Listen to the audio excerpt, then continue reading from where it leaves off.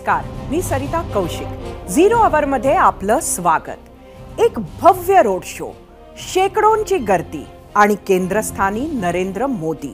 पण यावेळी फक्त नरेंद्र मोदीच नाही, तर फ्रेम मध्ये होते महाराष्ट्राचे मुख्यमंत्री एकनाथ शिंदे, उपमुख्यमंत्री देवेंद्र फडणवीस, उपमुख्यमंत्री अजित पवार, भाजप प्रदेशाध्यक्ष चंद्रशेखर बावनकुळे आणि रस्त्यांच्या दोन्ही बाजूला मोदींचा जयघोष. याच रोड शोद्वारे महायुती एकजूट असल्याचा मजबूत संदेश देत पंतप्रधान नरेंद्र मोदींनी एक प्रकारे निवडणूक वर्षाचेच स्वागत करत लोकसभाच नाही तर येणाऱ्या विधानसभेच्या प्रचाराचाही श्री गणेशाच केला. सकाळी 11 वाजता पंतप्रधान नरेंद्र मोदी नाशकात पोहोचले आणि दुपारी 2:30च्या सुमारास मोदी नाशकातून मुंबईच्या दिशेनं रवाना झाले. इथे त्यांनी अनेक विकास कामांचं लोकार्पण केलं. मुंबईच्या विकासासाठी अत्यंत महत्त्वाच्या अशा काही प्रकल्पांची घोषणाही केली.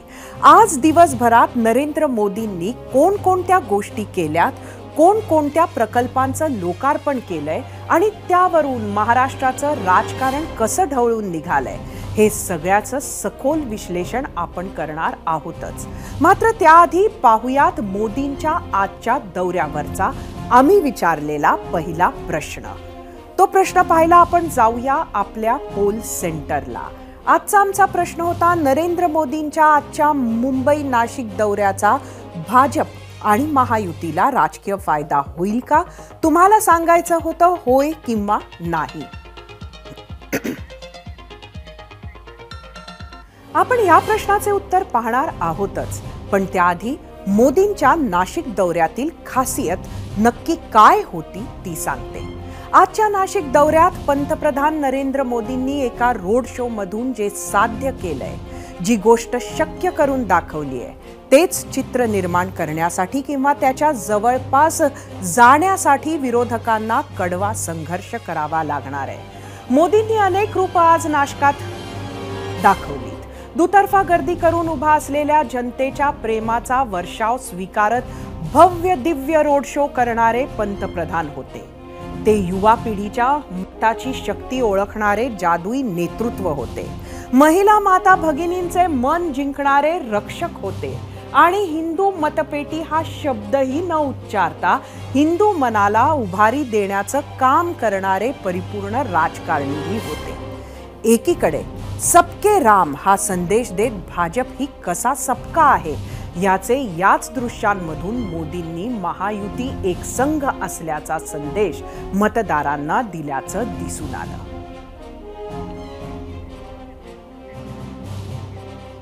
हाच रोड शो पूर्ण झाल्यानंतर पंतप्रधान नरेंद्र मोदी गोदा काठावर पोहोचले. 22 जानेवारीला अयोध्येमध्ये प्रभू श्रीरामाची प्राण प्रतिष्ठाही केली जाणार आहे. त्यासाठी मोदींनी आजपासून 11 दिवसांचे विशेष अनुष्ठानही केले. गोदा काठावरच्या जलपूजनानं त्याची सुरुवात केली. त्यासाठी रामकुंडावर विशेष महापूजनाचं आयोजन केलं होतं. मंत्रोच्चाराच्या आवाजात मोदींनी रामकुंडावर गोदा पूजन केलं. त्यानंतर साधू महंतांची भेट घेत त्यांना अभिवादन केलं.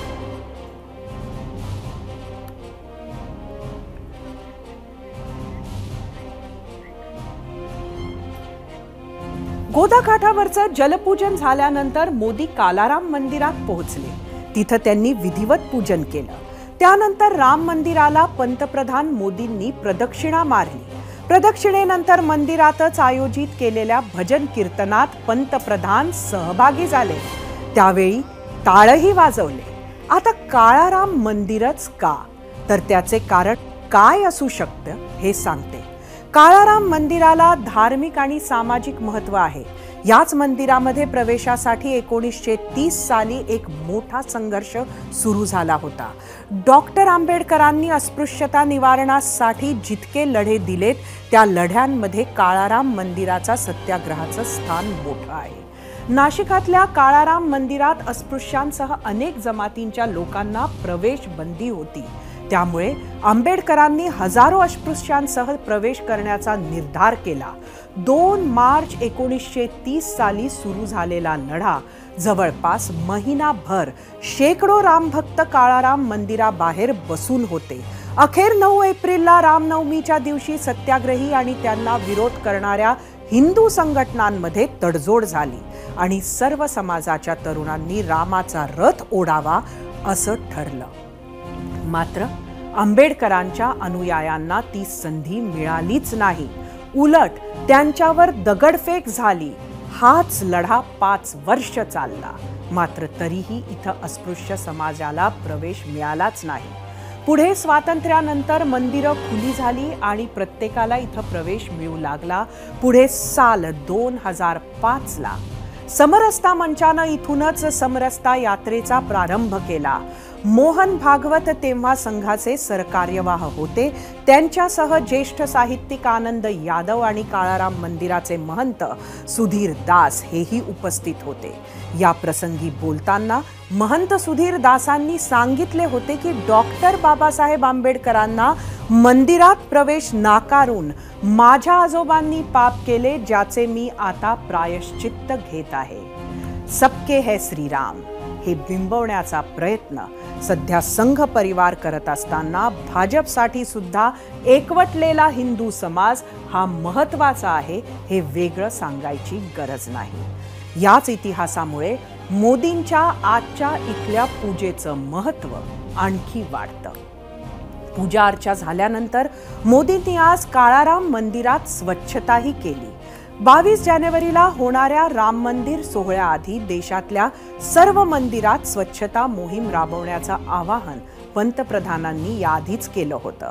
त्यानुसार काळाराम मंदिरात पंतप्रधानांनी पूजन झाल्यावर हाती झाडू घेत स्वच्छता केली आणि देशवासियांना एक आवाहन केलं.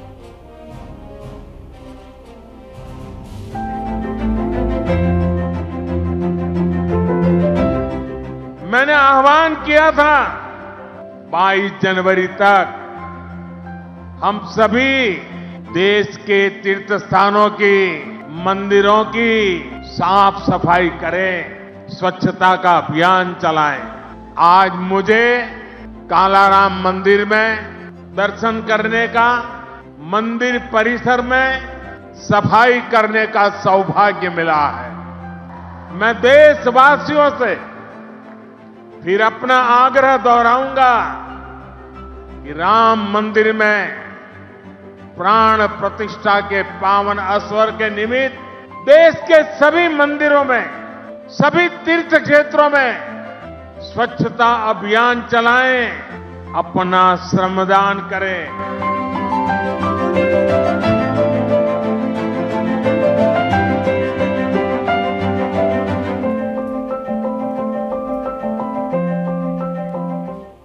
भव्य रोड शो, जलपूजन, काळाराम मंदिरातील पूजा अर्चा आणि स्वच्छतेचा संदेश दिल्यानंतर पंतप्रधान नरेंद्र मोदी पोहोचले युवा महोत्सवात.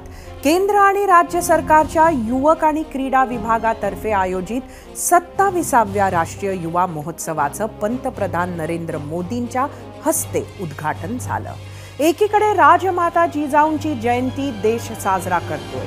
त्यांच्याच पुतळ्याला पुष्पार्पण करत पंतप्रधान नरेंद्र मोदींनी युवा महोत्सवाचं उद्घाटन केलं. त्याआधी स्वामी विवेकानंदांच्या पुतळ्याला नमन केलं, ज्यांच्या स्मरणार्थ युवा दिन साजरा होतो. नाशकात सुरू असलेल्या युवा महोत्सवात वेगवेगळ्या राज्यातील तरुण आपल्या कलागुणांचं प्रदर्शन करतोय. दरवर्षी देशातील एका शहरात होणारा हा मेगा इव्हेंट यंदा नाशकात होतोय. आजच्या पहिल्याच दिवशी आकर्षक रोषणाई, जबरदस्त म्युझिक, थरारक परफॉर्मन्सनं युवक महोत्सवाला सुरुवात झाली. पंतप्रधान मोदींनीही युवा ताकदीला खिळवून ठेवले. युवांना आपल्याकडे खेचायचं असेल तर त्यांची भाषा बोलावी लागते असं म्हणतात. पण मोदींनी युवांनी कुठली भाषा बोलू नये हे सांगत त्यांना आकर्षित करण्याचा प्रयत्न केला. भाषेला, प्रतिभेला विशेष स्थान देत त्यांनी तरुणांना महिला सन्मानाचा उपदेशही दिला. पाहूयात. लोकतंत्र में युवाओं की भागीदारी जितनी अधिक होगी राष्ट्र का भविष्य उतना ही बेहतर होगा। इस भागीदारी के कई तरीके हैं। अगर आप सक्रिय राजनीति में आते हैं तो आप परिवारवाद की राजनीति के प्रभाव को उतना ही कम करेंगे। आप जानते हैं कि परिवारवाद की राजनीति ने देश का कितना नुकसान किया है। आप में से बहुत से लोग ऐसे होंगे जो इस बार जीवन में पहली बार वोट डालेंगे। फर्स्ट टाइम वोटर्स हमारे लोकतंत्र में नई ऊर्जा और शक्ति ला सकते हैं। इसलिए वोट करने के लिए आपका नाम लिस्ट में आए, इसके लिए जल्दी से जल्दी सारी प्रक्रिया पूरी कर लीजिए। आपके पॉलिटिकल व्यूज से ज्यादा जरूरी है कि आप देश के भविष्य के लिए अपना वोट डालते हैं, अपनी भागीदारी कराते हैं। साथियों, अगले 25 वर्षों का ये अमृत काल आपके लिए कर्तव्य काल भी है। जब आप अपने कर्तव्यों को सर्वोपरि रखेंगे तो समाज भी आगे बढ़ेगा, देश भी आगे बढ़ेगा। आपको कुछ सूत्र याद रखने होंगे। जितना हो सके आप लोकल को, स्थानीय प्रोडक्ट को प्रमोट करिए। मेड इन इंडिया प्रोडक्ट का ही इस्तेमाल करिए। किसी भी तरह की ड्रग्स और नशे की लत से बिल्कुल दूर रहिए। इन्हें अपने जीवन से दूर रखिए। और माताओं, बहनों, बेटियों के नाम अपशब्दों का, गालियों का इस्तेमाल करने का जो चलन है, उसके खिलाफ आवाज उठाइए, इसे बंद करवाइए। मोदींच्या दौऱ्यावर आम्ही प्रश्न विचारला होता, त्यावर तुम्ही दिलेल्या प्रतिक्रिया पाहण्यासाठी जाऊया आपल्या मीडिया सेंटरला। आजचा आपला प्रश्न परत एकदा सांगते। नरेंद्र मोदींच्या आजच्या मुंबई नाशिक दौऱ्याचा भाजप महायुतीला राजकीय फायदा होईल का? यावर काय प्रतिक्रिया दिल्यात सोशल मीडियावर आपण बघूया। एक्स वरून पटेल नावाचा अकाउंट आहे। जनतेनं कुठल्या पक्षाला मतदान करायचं हे आधीच ठरवून ठेवलं असणार, त्यामुळे अशा कार्यक्रमाचा काही फायदा होईल असे वाटत नाही। एक्स वरूनच धोंडप्पा नंदे, पंतप्रधान मोदींची सर्वसामान्यांमध्ये क्रेज आहे। मोदींनी सातत्यानं लोकप्रियता टिकवून ठेवली आहे, यामुळे महायुतीला फायदा होऊ शकतो। यूट्यूब वरून विकास जेजुरीकर, हे फक्त बोलतात, हे सर्व जनतेला गेल्या 10 वर्षात कळालंय। यूट्यूबवरून मंजित घुगरे, गेली 10 वर्ष मोदी नुसत्या घोषणा करतात पण अंमलात आणत नाही, हे लोकांना माहिती आहे, म्हणून याचा काही फायदा नाही होणार। फेसबुकवरून जगन काडनोर, मोदींचा दौरा काहीच कामाचा नाही, कांद्याचं पूर्ण अनुदान बाकी आहे, हे शेतकरी विरोधी सरकार आहे, फक्त आशा लावून ठेवतात आणि खोटं बोलतात। इंस्टाग्रामवरून नागेश ढेपे, जर मोदी नाशिकमधील अवकाळीग्रस्त कांद्यांचं नुकसान झालेल्या शेतकऱ्यांकडे गेले असते तर कदाचित अजून जास्त फायदा झाला असता। इंस्टाग्रामवरून दिनेश काळे, फायदा होईल कारण भाजप शासित राज्यात जलद गतीनं विकास कामं होत आहेत।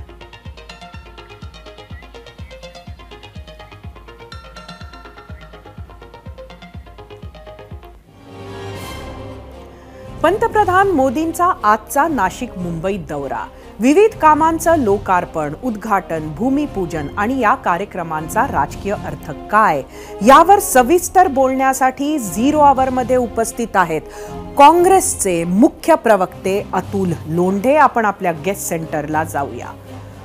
अतुलजी, एबीपी माझाच्या झिरो आवरमध्ये आपलं स्वागत आहे। खरं तर आज मोदींचा दौरा होता आणि आम्ही जो सोशल मीडियावर जनतेला प्रश्न विचारला तोच मी तुम्हाला पहिला प्रश्न विचारते। याचा राजकीय फायदा आजच्या दौऱ्याचा भाजपा आणि महायुतीला होईल का, तुम्हाला काय वाटतं? बघा सरिताजी, आपण पाहिलं असेल की ज्या प्रतिक्रिया एक्स वर आल्या असतील, इन्स्टावर, युट्यूबवर, त्याच्यावरनं दिसून येतं की महाराष्ट्राची जनता किती जागृत आहे. त्यांनी जेव्हा गोदावरीचं जलपूजन केलं फार चांगलं वाटलं. या सगळ्या गोष्टी आपल्या संस्काराच्या, आपल्या संस्कृतीच्या आहे. पण मग आठवलं की 2016-17 मध्ये त्यांनी छत्रपती शिवाजी महाराजांच्या अरबी समुद्रातल्या स्मारकाचं सुद्धा जलपूजन केलं होतं. त्याचं काय झालं असा प्रश्न विचारावासा वाटला. नंतर मग आठवलं की त्यांनी परिवारवादावर बोलले. छान गोष्ट आहे, नवीन लोकांना संधी मिळाली पाहिजे. पण मग बघितलं तर त्यांच्या बाजूला मला देवेंद्र फडणवीस दिसले आणि अजित पवार दिसले, ज्यांच्यावर त्यांनी टीका केली होती. एकनाथ शिंदे, ते पण परिवारवादा आहे. त्यांचा मुलगा जो आहे तो खासदार आहे, पुन्हा खासदार होणार, आता ते पक्षप्रमुख आहे. नंतर श्रीकांत शिंदे पक्षप्रमुख होणार. या सगळ्या गोष्टी ज्या आहेत त्या स्पष्टपणे आपल्याला समजतात. महिला सन्मानाच्या संदर्भात बोलले, अतिशय चांगला आहे. देशाच्या नायकांनी, देशाच्या मुख्य पंतप्रधानांनी हा निर्णय घेतलाच पाहिजे. पण मग लक्षात येतं की स्वामी चिन्मयानंदची हिंमत कशी होते जेव्हा ते गृहमंत्री होते देशाचे, त्यांनी काय रेप केला आपण पाहिला. त्याच्यानंतर ब्रजभूषण शरण सिंग याला वाचवलं. मुली, त्या आपल्या पैलवान मुली ज्यांनी आपल्या देशाला एवढा मोठा गर्व मिळवून दिला, त्या मुलींना रस्त्यावर कसं ओढत नेलं आणि त्यांच्यावर जे काही अत्याचार झाले त्याचं उत्तर दिलं नाही. मात्र ब्रजभूषण शरण सिंगला राजकीय फायद्यासाठी त्यांनी अडवलं. आणि बिल्किस बानोच्या संदर्भात आता सुप्रीम कोर्टाने जो निर्णय दिलेला आहे तो किती वाईट आहे सरिताजी. एका महिलेवर इतक्या नृशंस पद्धतीने रेप होतो, तिच्या घरातल्या लोकांना मारून टाकलं जातं आणि त्या लोकांना सोडल्या जातं आणि त्या लोकांचा सत्कार बीजेपीची आणि विश्व हिंदू परिषदेचे लोक करतात. म्हणजे हा आपला धर्म आहे. एका द्रौपदीच्या वस्त्रहरणावरून या देशामध्ये महाभारत घडलेलं आपण पाहिलेलं आहे. कशा पद्धतीने श्रीकृष्ण एक उदाहरण मांडतात आपले देव, हे सुद्धा आलं नाही. हे आलेत, तरुणांना सल्ला दिला त्यांनी, चांगलं झालं. पण या महाराष्ट्रामध्ये मराठा विरुद्ध ओबीसीचं रणशिंग फुंकल्यासारखा बीजेपी त्याला मोठ्या प्रमाणावर जबाबदार आहे. पण त्यांनी हे सांगितलं नाही की बाबा रे मी आहे, मी देशाचा प्रधानमंत्री आहे, मी प्रमुख आहे, मी घटनेमध्ये आरक्षण जे आहे ते वाढून देतो, 50% मर्यादा काढून देतो, तुम्ही भांडू नका, तुमच्या दोघांचे प्रश्न मी सोडवतो, असा काही त्यांनी विश्वास दिला नाही. शेतकऱ्यांचे प्रश्न नेटकऱ्यांनी मांडले. कांद्याचा प्रश्न निर्यातीचा आहे, आमच्या विदर्भामध्ये आपल्या संत्र्याचा प्रश्न आहे, तिकडे आयात कर लावलेला आहे बांगलादेशने, त्यामुळे ते संत्रा गेला नाही, त्याचं नुकसान झालं, त्याच्यावर नाही. इथेनॉलच्या पॉलिसी संदर्भामध्ये ते काही बोलले नाही. त्यामुळे कोई भी भ्रष्टाचारी मेरा ताप सहन नाही कर सकता असं म्हणतात. आणि देशातले सगळे ज्यांच्यावर यांनी भ्रष्टाचाराचे आरोप केले ते त्यांच्या बाजूला जे आहे ते दिसलेले असतात. ड्रग्सचं फार त्यांनी चांगलं हे केलं. मी त्या दिवशी माहिती घेत होतो सरिताजी, 1100 किलो एवढं ड्रग्स महाराष्ट्रात पकडल्या गेलेलं आहे. हे कुठून येतो? हे त्या मुंद्रा पोर्टमध्ये आणि पिपावा पोर्टमधनं सर्वात जास्त आलंय. 2 लाख टन पर्यंत, 2 लाख टन, जबाबदारीने बोलतोय मी. हे आहे ड्रग्ज जे आहे ते ड्रग्ज देशभरामध्ये गेलं मुंद्रा पोर्टमधनं. तिथे बघितलं का कुठली ऍक्शन झालेली की ईडी गेली तिथे, सीबीआय गेली, नार्कोटिक्स डिपार्टमेंट गेलं, एनसीबी गेलं, काहीच नाही. नार्कोटिक्स ब्युरो आपण पाहिलं की 25 ग्रामसाठी कसं गल्ली गल्लीमध्ये फिरत होतं मुंबईमध्ये, पाहिलं नाही. त्यामुळे जे एक प्रतिक्रिया आलेली आहे की देशाचे पंतप्रधान भाषणच देतात नुसते आणि देशाच्या पंतप्रधानांनी रियालिटीमध्ये काही केलेलं नाही आहे, तर हा प्रश्न जो आहे हा उपस्थित होतो. कारण की आज महाराष्ट्रामध्ये डिबा2 डॉक्टर बाबासाहेब आंबेडकर टेक्निकल युनिव्हर्सिटीमध्ये एका प्रायव्हेट कंपनीला इंजिनियर्स आणि फार्मासिस्टचं शिक्षण घेणाऱ्या पोरांचे पेपर दिले जातात आणि ते पेपर जाणीवपूर्वक त्यांना नापास केलं जातं. आणि मग त्यांच्याकडे इंस्टाग्रामवर, टेलिग्रामवर त्यांना मेसेज पाठवून सांगितलं जातं की तुम्ही पैसे द्या, तुमचा बॅकलॉग काढून देतो. 11,000 विद्यार्थी आहेत त्याचे, 11,000 विद्यार्थी. आज मला काही मुलांचे फोन आले की सांख्यिकी विभागाचा निकाल लागलेला आहे, पण तो घोषित नाही केला राजरोसपणे. जे पास झाले त्यांना ईमेल टाकून सांगतात की तुम्ही या. नगर परिषदचे विद्यार्थी वेगळा मुद्दा मांडतात आहे. म्हणजे नक्कीच अतुलजी आपलं म्हणणं आहे की सिस्टीम मध्ये प्रचंड अडचणी आहेत आणि जोपर्यंत त्या दूर होणार नाही तोपर्यंत अशा कार्यक्रमांनी भाजपा किंवा महायुतीला फायदा होणार नाही, असंच आपण म्हणत आहात. माझं असं एक स्पष्ट म्हणणं आहे याच्यामध्ये. बघा, सिस्टीम कोण चालवतं? चालवणारा ड्रायव्हर महत्वाचा असतो, गाडी कशी असते. आता मला एक सांगा, तुम्ही गुड गव्हर्नन्सच्या गोष्टी केल्या होत्या. मॅक्सिमम गव्हर्नन्स आणि मिनिमम गव्हर्नमेंट. गव्हर्नमेंटचं अस्तित्व माणसाच्या जीवनामध्ये असलंच नाही पाहिजे, नागरिकाच्या जीवनामध्ये असलंच नाही पाहिजे, असं 2013 साली त्यांनी सांगून वचन दिलेलं होतं. मग आज सिस्टीम जर फेल झालेली असेल, जी नव्हती इतक्या वाईट पद्धतीनं फेल, तर मग याची जबाबदारी सुद्धा देशाच्या पंतप्रधानांना आणि इथल्या मुख्यमंत्र्यांना घ्यावी लागेल. हे प्रश्न त्यांना सोडवावे लागतील. म्हणजे मी काही टीका करण्याची टीका करत नाहीये, आपण विश्लेषण करत असताना मी सगळं हे काढलं. आता राजीव गांधींनी 1988 मध्ये युवा दिन जो आहे तो स्वामी विवेकानंदांच्या जन्मतिथीच्या दिवशी करणं सुरू केलेलं आहे. आज चांगली गोष्ट आहे. देशाचे पंतप्रधान सांगतात, जिजाऊ महाराजांचं जयंती आहे आज, आणि त्यामध्ये जर ते सांगत असतील की तुम्ही शिव्या देऊ नये, तर मग ते प्रायश्चित्त घेतील का? 50 करोड की गर्लफ्रेंड, ये कोण काँग्रेस की विधवा है, याचं प्रायश्चित्त पंतप्रधानांनी घ्यावं लागेल ना, कारण या देशाला महात्मा गांधी सारखे असे नेते लाभले होते ज्यांनी स्वतः पहिले जर चूक केली असेल तर प्रायश्चित्त केलं, उपवास केले, जनतेसमोर मुद्दा ठेवलेला आहे. त्यांनी मुद्दे घेतलेले चांगले आहे. विकासासंदर्भात ते खोटं बोलले ते, आता त्याला जाऊ द्या तुम्ही. आता ते बांद्रा वर्ली सी लिंकला 1600 कोटी लागले होते आणि त्याला 2000 साली सुरू होऊन तो 2009 साली कंप्लीट झाला. आता हा जो शिवडी नावाशेवा आहे, हा शिवडी नावाशेवा 2012 साली संकल्पित करण्यात आला, 13 साली त्याला परवानगी मिळाली, 14 मध्ये केंद्रात आणि राज्यात यांचंच सरकार आलं. यांना सुरुवात करायला 4 वर्ष लागली. 2018 मध्ये सुरू झालं, 2023 मध्ये कंप्लीट झालं. 17,700 करोड पेक्षा जास्त रक्कम लागली. आता हे सांगतात वेळही जास्त लागला, पैसाही जास्त लागला. 1600 कोटी कुठे, 17,773 कोटी कुठे, म्हणजे असं देशाचे पंतप्रधान आहे. आजचं जे एक नॅरेटिव्ह आपल्याला दिसतंय ते आणि खास मुंबईत, म्हणजे आज एका दौऱ्यामध्ये त्यांनी नुसती 2 शहरं केली नाही तर जवळजवळ त्यांनी जे काही कार्यक्रम हाती घेतले त्यामध्ये त्यांनी 10 लोकसभा मतदारसंघ कव्हर केले असं म्हणता येऊ शकेल.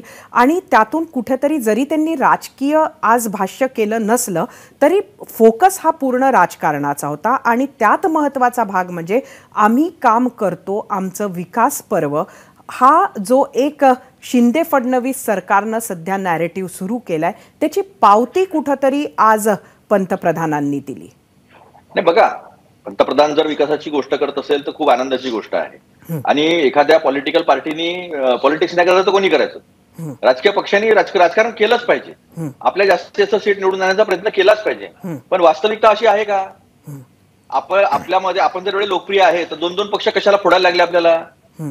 या महाराष्ट्रामध्ये कधी असं झालं का एखाद्या याला खोके सरकार म्हटल्यात आलं का फोडावे लागले आपल्याला?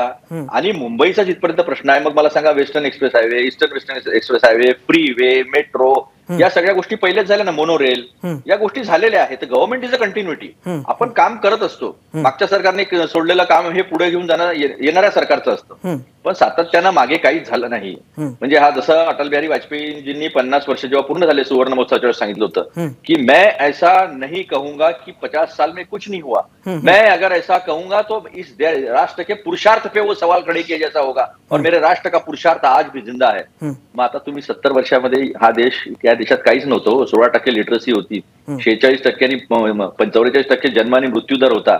महिला जेव्हा डिलिव्हरीला जायची ना तर घरचे लोक पूजा देवासमोर बसायची, ही जिवंत परत येते की नाही येत. आज बघा बालमाता मृत्यू दर किती आहे, आपण किती पुढे आलेलो आहोत, सगळ्यांनी योगदान दिलेलं आहे. नक्कीच अतुलजी, पण आज आता हे निवडणुकीचं वर्ष आहे आणि यामध्ये म्हणजे आपण विकासाबद्दल तर बोललोच, आपल्याकडे ही चर्चाही पुढं खरं तर नेऊ शकतो. मात्र दुसरा एक महत्त्वाचा मुद्दा आहे, वेळेचा अभाव आहे आपल्याकडे, तो म्हणजे धर्म आणि सध्या राम मंदिर आणि त्याच्या आजूबाजूला असणारं राजकारण. आज काळाराम मंदिरामध्ये खुद्द पंतप्रधानांनी पहिले सफाई केली, नंतर पूजन केलं, अनुष्ठान तिथं मांडलं. हे सगळं लक्षात घेता याचा परिणाम येणाऱ्या काळात काय होईल? महाराष्ट्राची जनता, सरिताजी, एक लक्षात घ्या, तुम्ही अतिशय जागरूक आहे. त्यांना प्रत्येक गोष्टीचं सिम्बॉलिझम कळतं आणि रियालिटी पण कळते. मग मला एक सांगा की आता राम मंदिराचा तुम्ही मुद्दा जो आहे, शंकराचार्यांनी म्हटलंच आहे की हा राजकीय बीजेपीचा कार्यक्रम आहे, त्याच्यात शास्त्रार्थ नाही, अधर्म आहे. हा स्वामी निश्चलानंद काय म्हणले आपण माहितीये, पुरीचे शंकराचार्य, तो 4ही शंकराचार्य याच्यावर नाराज आहेत की मंदिर पूर्ण झाल्याशिवाय त्याची प्राणप्रतिष्ठा करू नये. स्वामी निश्चलानंद काय म्हणले, ते म्हणले की अशा पद्धतीने जर प्राणप्रतिष्ठा झाली तर ते पिशाच, भूत, शैतान हे सगळं त्या मूर्तीमध्ये येताना आजूबाजूचे लोक नष्ट होतात. हे शंकराचार्यांचं म्हणणं आहे, आमचं म्हणणं नाही आहे. मग राजकीय स्टंट हा राम मंदिराचा का? राम मंदिर सगळ्यांचे, राम सगळ्यांचे आहे. पूर्ण झाल्यावर केल्यावर सगळेच लोक गेले, तुम्ही राजकीय स्टंट करता या गोष्टीचा, हे अतिशय वाईट आहे. त्यामुळे धर्म आणि राजकारण जर या देशात मिक्स केला तर एक गोष्ट तुम्ही लक्षात घ्या, या देशामध्ये असा कुठलाच धर्म नाही जगातला जो इथे नाही आहे.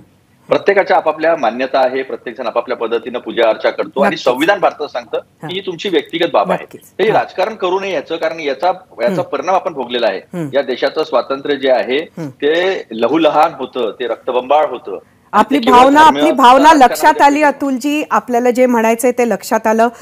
खरं तर ही अनेक प्रश्न आहेत आणि येणाऱ्या काळात ती आपण तुमच्यासमोर उपस्थित करूच या. मात्र तुर्तास आपल्याला इथंच चर्चा थांबवावी लागणार आहे. आपले खूप खूप धन्यवाद, आपण 0 आवरमध्ये सामील झालात. देशातील युवक आणि त्यातही पहिल्यांदाच मतदान करणारा नवमतदार तसंच महिला वर्ग या 2 घटकांवर पंतप्रधान नरेंद्र मोदींनी आपलं लक्ष केंद्रित केलं आहे. फर्स्ट टाइम वोटरला त्यांच्याच भाषेत आणि त्यांच्याच प्लॅटफॉर्मवर साथ घातली, त्याला स्वप्न बघायला शिकवलं, नोकरी मागणारा नाही तर नोकरी देणारा तरुण घडवण्यासाठी प्रयत्न केले. हा युवा मतदार मोदींच्या मागे उभा ठाकला. दुसरीकडे देशातील सर्वसामान्य महिलांच्या चूल मूल, शौचालय, घर, बँक अशा मूलभूत गरजांकडे लक्ष दिलं. 2019 साली पुरुष मतदारापेक्षा महिला मतदानासाठी जास्त संख्येत बाहेर पडल्या. 2024च्या निवडणुकीत 68 कोटी मतदार मतदान करतील असा अंदाज आहे. त्यातले 49% म्हणजे 33 कोटी महिला मतदार असणार आहेत. पण 2029च्या निवडणुकांपर्यंत तर महिला मतदारांची संख्या पुरुष मतदारांपेक्षा जास्त असेल असं SBIचा एक सर्वे सांगतो. यावरून मोदी महिलांच्या प्रश्नाकडे इतकं का लक्ष देतात याचा अंदाज विरोधकांना सुद्धा बांधता येईल. तरुण आणि महिला या दोघांची स्वप्न आपणच पूर्ण करू शकतो असं चित्र उभं करण्यात ते यशस्वी ठरले आहेत. या दोन्ही गटांनी मोदींवर विश्वास दाखवला आणि सत्तेचा मार्ग निष्कंटक केला. आता तिसऱ्यांदा भाजपला सत्ता काबीज करायची असेल तर या दोन्ही घटकांवर मोदींची मोठी मदार असणार आहे.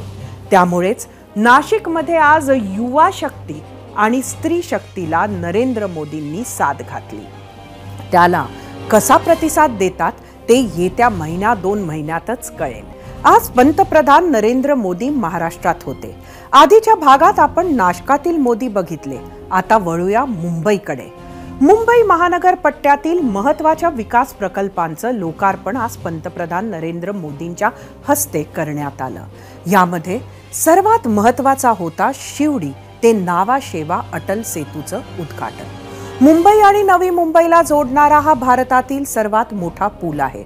अटल सेतूमुळे नागरिकांचा 2 तासांचा प्रवास फक्त 20 मिनिटांवर आलाय. याशिवाय 12,500 कोटी रुपयांच्या विकास प्रकल्पांचंही उद्घाटन पार पडलं. बेलापूर ते पेंधर धावणाऱ्या मेट्रो मार्गाचे औपचारिक लोकार्पण, उरण खारकोपर रेल्वे मार्गाचा दुसरा टप्पा, ट्रान्स हार्बर मार्गावरील दिघा गाव रेल्वे स्थानकाचे उद्घाटन, खार रोड गोरेगाव दरम्यानचा 6व्या रेल्वे मार्गाचे उद्घाटन मोदींनी केलं. पालघर आणि ठाणे जिल्ह्यातील 14 लाख लोकांची तहान भागवणाऱ्या सूर्या प्रादेशिक पेयजल प्रकल्पाचा पहिला टप्पा समर्पित केला. याशिवाय ऑरेंज गेट मरीन ड्राईव्ह भूमिगत मार्गाचं भूमिपूजनही पार पडलं. रत्ने आणि आभूषण क्षेत्राला चालना देण्यासाठी महत्त्वपूर्ण पाऊल म्हणून सिप्स सेज येथे भारतरत्नम आणि नेस्ट वन सेंटरचे उद्घाटन केले. तर महिला सक्षमीकरणाला अधिक चालना देण्यासाठी नमो महिला सशक्तीकरण अभियानाचा प्रारंभ करण्यात आला. यावेळी झालेल्या सभेतून पंतप्रधान नरेंद्र मोदींनी उपस्थितांना संबोधितही केलं. लोग सोचते थे कि उनके जीते जी बड़े प्रोजेक्ट पूरे हो जाएं, ये मुश्किल ही है. और इसलिए मैंने कहा था, लिख कर रखिए, देश बदलेगा और जरूर बदलेगा. ये तब मोदी की गारंटी थी. और आज मैं छत्रपति शिवाजी महाराज को फिर नमन करते हुए, मुम्बरा देवी को नमन करते हुए, सिद्धि विनायक जी को प्रणाम करते हुए ये अटल सेतु मुंबईकरों को, देश के लोगों को समर्पित कर रहा हूं. ये प्रोजेक्ट रोड, रेल, मेट्रो, पानी जैसी सुविधाओं से जुड़े हुए हैं. आज व्यापार जगत को मजबूती देने वाली आधुनिक भारत रत्नम और नेस्ट वन बिल्डिंग भी मुंबई के लिए को मिली है. इसमें से अधिकतर प्रोजेक्ट तब शुरू हुए थे जब महाराष्ट्र में पहली बार डबल इंजन की सरकार बनी थी. इसलिए महाराष्ट्र में देवेंद्र जी से लेकर के अब एकनाथ शिंदे जी, अजीत पवार जी तक पूरी टीम के प्रयासों का परिणाम है। महिला मतदार या कशा मोदींच्या विजयाच्या शिल्पकार आहेत हे आपण मागच्या भागात आकड्यांसह सांगितले। अगदी तेच लक्ष ठेवत शासन आपल्या दारी अभियानाच्या धर्तीवर महाराष्ट्र सरकारनं नमो महिला सशक्तीकरण ही नवी योजना जाहीर केली। राज्यातील 1 कोटी महिलांना या अभियानातून लाभ देण्यात येतोय। या अभियानात महिलांसाठीच्या योजना राबवणारे शासकीय सर्व विभाग एका छताखाली आणले जात आहेत। या योजनेच्या उद्घाटनासाठी मोठ्या संख्येने महिलांनी उपस्थिती लावली होती आणि सरकारच्या यशाची भावना लोकांपर्यंत पोहोचावी यासाठी खास उपस्थिती होती योजनेचा लाभ मिळालेल्या महिलांची। काय भावना आहेत त्यांच्या त्या जाणून घेऊयात। महिलांची बोला, आपण कुठून आलात? सर आम्ही चंद्रपूरवरून आले आहोत। हा सर, सुरू केला काल 10 वाजता सुरू केला आणि आम्ही आज सकाळला पोहोचलो आहे। आपण मग चंद्रपूर चंद्रपूर आज मोदींना ऐकणार आपण। हा मोदी आज महिला सशक्तीकरणाचा कार्यक्रम घेणार आहे, ज्यामध्ये केंद्र सरकारने दिलेल्या योजनांचा लाभ तुमपर्यंत पोहोचला का नाही, भविष्यात कोणत्या योजना येणार आहेत, या सगळ्या गोष्टींबद्दल तुम्हाला सशक्तीकरण करण्याबद्दल तुमचं आज बोलणार आहेत। काय वाटतं सर? खूप बरं वाटते।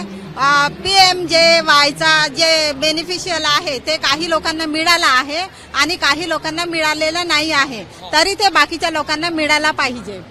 आणि जे मातृवंदन योजना आहे ते पण काही लोकांना मिळाला आहे, योजना काढली आहे, फार चांगली गोष्ट आहे, पण काही लोकांना मिळाला आणि काही लोकांना मिळालेलं नाही आहे।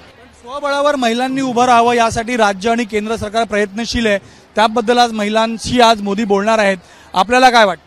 नमस्कार, मी वैशाली नितीन बोलते। मोदी साहेबांनी शौचालय, गॅस सिलेंडर, घरकुल आतापर्यंत सर्वच बाबतीत मदत केली, पण आता त्यांनी PMFME योजनेतून मी स्वतःचा आत्ता मसाल्याचा व्यवसाय करते।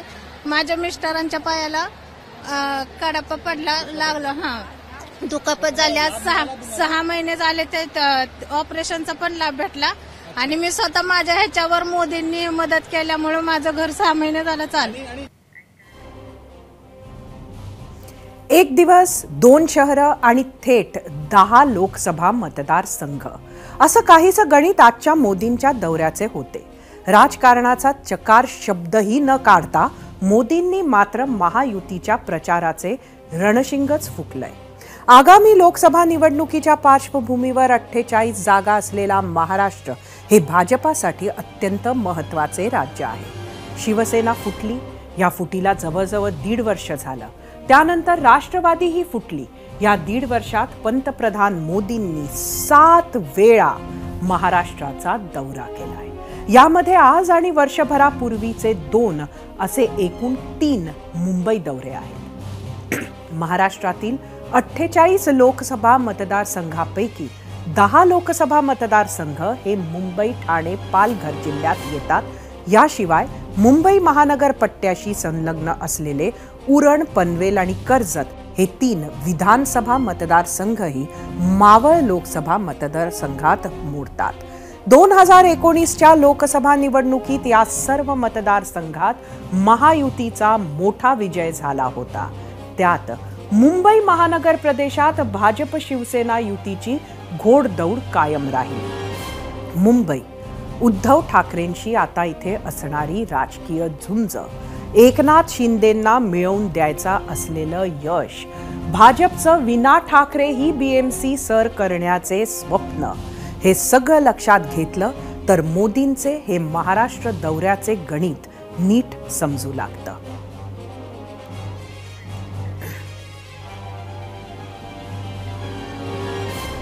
एकीकडे महायुती आणि त्यांच्या नेत्यांचे पूर्ण लक्ष हे मोदींच्या कार्यक्रमावर होते, पण विरोधक हे मात्र नेहमीसारखेच सक्रिय होते। राज्याच्या नेत्यांपासून तर थेट मोदींनाही त्यांच्या टीकेचे धनी व्हावे लागले। पाहूयात। देवेंद्र फडणवीस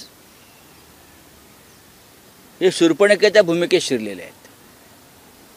ते अनेक मायावी रूपं घेत आहेत आणि महाराष्ट्राला गुमराह करतायत। पण शेवटी नाशिकला शिवसेनेचं महाशिबिर आणि अधिवेशन होत आहे, ते यासाठीच होत आहे की आम्हाला या शूर्पणखेचं नाकच कापायचं आहे 2024 साली. पहा तुम्ही, किंवा उद्धव ठाकरे एखाद्या ठिकाणी जाणार असतील म्हणून भारतीय जनता पक्ष प्रधानमंत्र्यांना तिकडे पाठवणार असेल तरी आनंदाची गोष्ट आहे. मग आमचं असं ठरतं आहे की 22 तारखेनंतर आम्ही अयोध्येतही जाणार आहोत आणि मणिपूरमध्ये एक रामाचं मंदिर आहे. उद्धव ठाकरे आणि आम्ही तिथेही जायचा विचारात आहोत. त्या निमित्तानं का होईना नरेंद्र मोदी मणिपुरात येतील आणि तिकडल्या समस्या पाहतील. निवडणुकीच्या पार्श्वभूमीवरच वाढतात, पण जेव्हा लोकांना गरज असते तेव्हा त्यांचे दौरे वाढत नाहीत. ही शोकांतिका आहे आणि हे लोकांना कळून चुकायला पाहिजे. आणि अर्थात आता ते जिथे जातील तिथे धर्म जातपातच करतील. इकडे विरोधकांनी टीका केली तर तिकडे मुख्यमंत्री एकनाथ शिंदेंनी पंतप्रधान नरेंद्र मोदींवर कौतुकाचा वर्षाव केला आणि नुकताच झालेल्या मालदीव वादावर मोदींच्या उपस्थितीतच टोलेबाजी केली. पाहूयात. सिर्फ इतना ही कहूंगा, मोदी है तो मुमकिन है.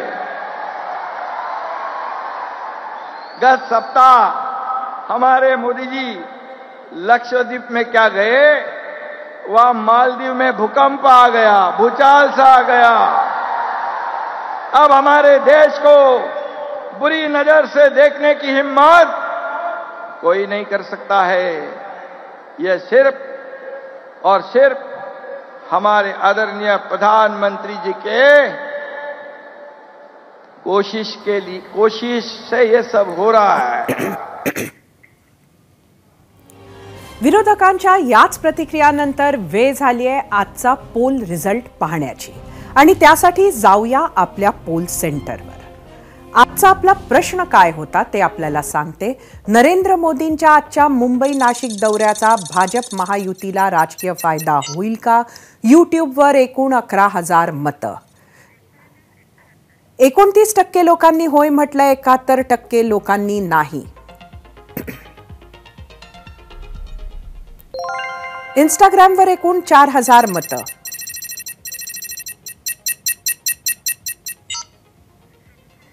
सदुसष्ट 67% लोकांनी होय म्हटलंय, 33% नाही. फेसबुकवर एकूण 1,500 मतं.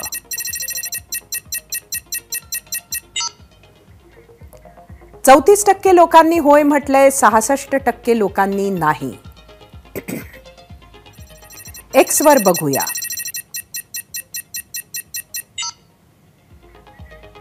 पंचेचाळीस 45% लोकांनी होय म्हटलंय, 55% नाही.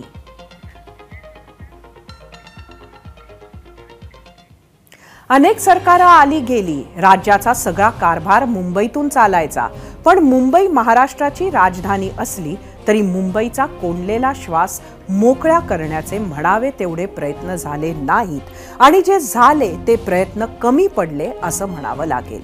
मुंबईला फक्त दुभती गाय समजून वापरलं असा आरोप सुद्धा अनेक राजकारण्यांवर होत आलाय. 1995 साली राज्यात शिवसेना भाजप युतीचं सरकार आलं. 4.5 वर्षातच युती सरकारनं अनेक विकास कामांचा धडाका लावला. मुंबई महाराष्ट्राच्या हिताची काही महत्वाची कामं मार्गी सुद्धा लावली. नितीन गडकरी सारख्या माणसाच्या मागे बाळासाहेब ठाकरे ठामपणे उभे राहिले आणि 55 उड्डाण पुलं असोत की मुंबई पुणे एक्सप्रेसवे असो, सामान्य जनतेचा त्रास कमी होईल असे प्रकल्प मार्गी लागले. या महानगरीचा पसारा एवढा मोठा की एक संपलं की दुसरं काम आवासून उभा. मधल्या काळातील आघाडी सरकारनं कामं केली, पण ती मुंबईची भूक भागवण्यासाठी पुरेशी ठरली नाहीत. या शहराची गरज डोळ्यासमोर ठेवून पुढच्या 10 नाही, 20 नाही तर 50 वर्षांचं नियोजन गरजेचं होतं. 2014 साली केंद्रात नरेंद्र आणि राज्यात देवेंद्र सरकार आल्यानंतर मुंबई विकासाकडे प्राधान्यानं लक्ष देण्यात आलं. सामान्य मुंबईकरांना डोळ्यासमोर ठेवून विविध प्रकल्प सुरू केले गेले आणि त्यांची कामं युद्ध पातळीवर सुरू सुद्धा झाली. त्यात 1.5 वर्ष आधी शिवसेना फुटली, शिंदे फडणवीस सरकार आले.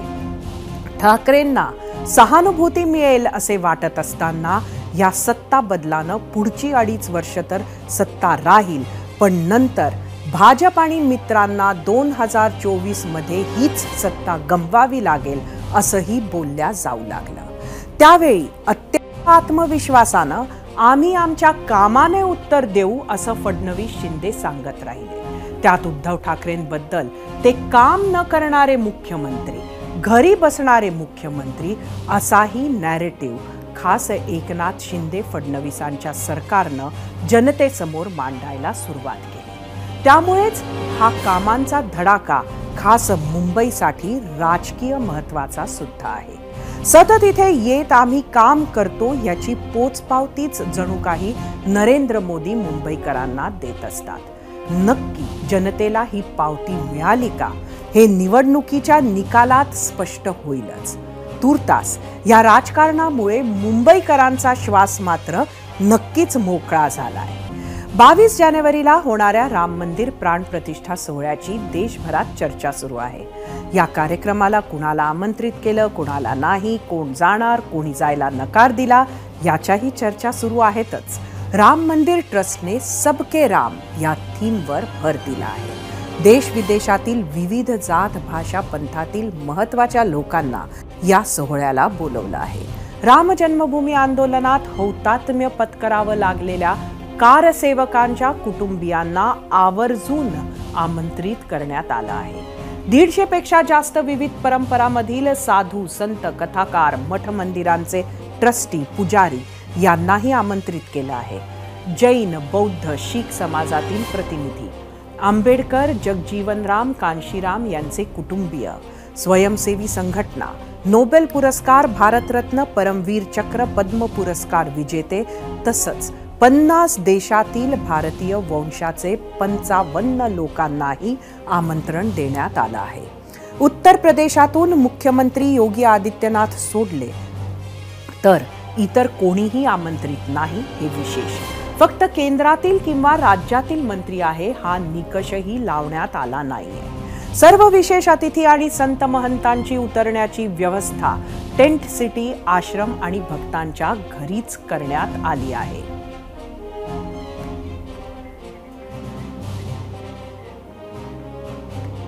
राम मंदिर उद्घाटन सोहळ्यानिमित्त देशभरात आनंदाचं, उत्साहाचं वातावरण आहे.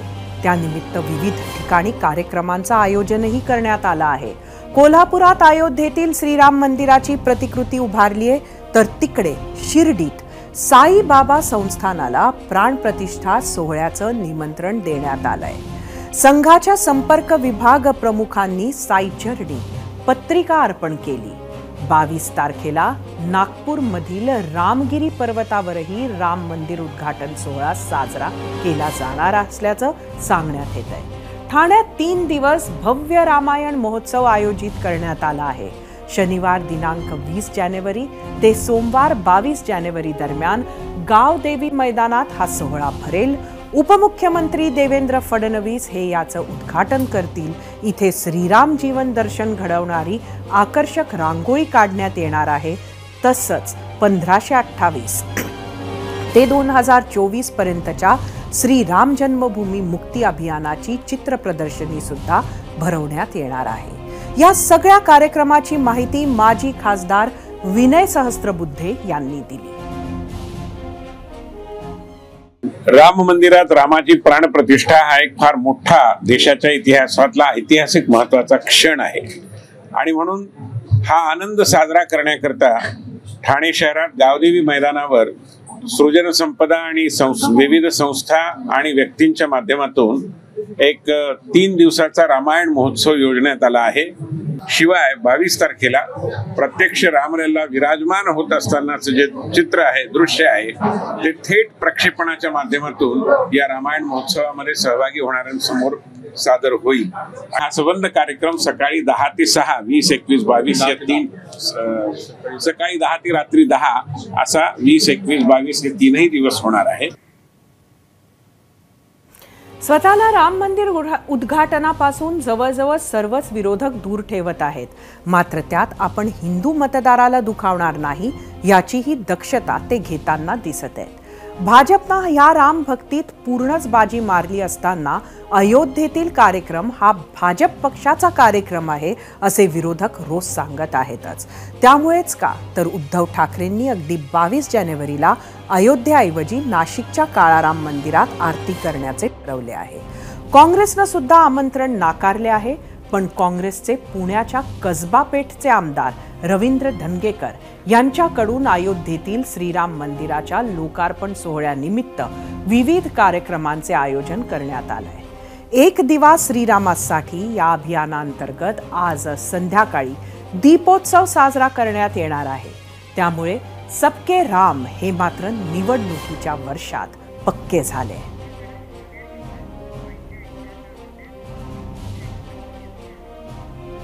या बातमीसोबतच 0 आवरमध्ये आज इथेच थांबूया. सोमवारी रात्री 7:56 पुन्हा भेटूयात. तोवर पाहत रहा एबीपी माझा. एबीपी माझा, उघडा डोळे बघा नीट.